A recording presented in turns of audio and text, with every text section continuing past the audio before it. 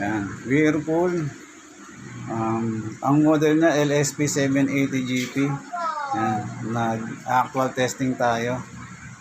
Then, ang problema kasi nito, nag-water leak.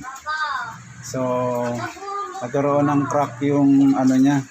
Tinatawag na overflow hose. Ayan. Yung pinaka-overflow hose sa likod, napalitan na natin. Kaya, hindi na siya mag-water leak. Ayan.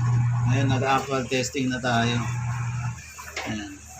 Ito yung pinaka-model ng washing machine natin, Whirlpool. LSP 780 GP. Nandiyan sa ilalim yung pinaka-motor niya, yung drain hose. Papunta doon sa CR. Ayan. So, ang wash niya is reverse cycle. Reverse forward yan, ibig sabihin. Bumabalik clockwise and counterclockwise. Ayan. Mga ilang minuto na lang, 21 minutes na siya eh. Malapit na siya mag-drain. So, pagka ganito, sinasarado yung pinto pag mag-drain na, di ba? Kasi mag-error yan kapag nakabukas ang pinto. Kaya kailangan nakasara yung pinto pag mag-drain na siya. Hintayin na natin. Ayan, okay naman. Ayan. Kasalukuyan na po siya nagdi-drain sa ngayon. Nakita natin yung drain hose. Yan na po. Maano na siya ng tubig. Bumulwak na ng tubig doon. Saka wala na siyang overflow ng tubig dito sa ilalim. Kasi dati malakas yan eh. Ayan. Wala na.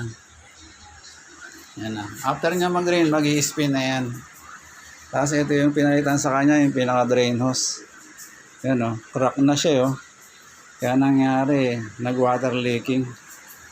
Ang tawag dito, overflow hose. Yan. Yan. After niya mag-drain, mamaya-mayang konti, mag-i-spin na siya. Ano, okay na, kuya? Okay na. Ayan, nakatapos na siya mag-drain. Sa ngayon, nag-i-spin na siya. Ayan. Ayan yung pinaka-spin cycle natin.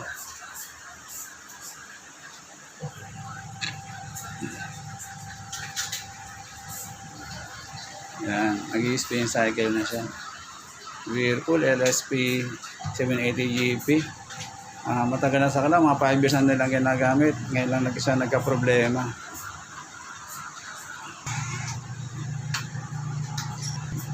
Yan. At sa lahat ng mga nanonood, maraming salamat. Sa mga hindi pa nakapag-subscribe, don't forget to hit the bell notification para lagi kang updated sa mga bagong videos. And thank you very much. Patapos na. Pwede ka mag-vlog, kuya.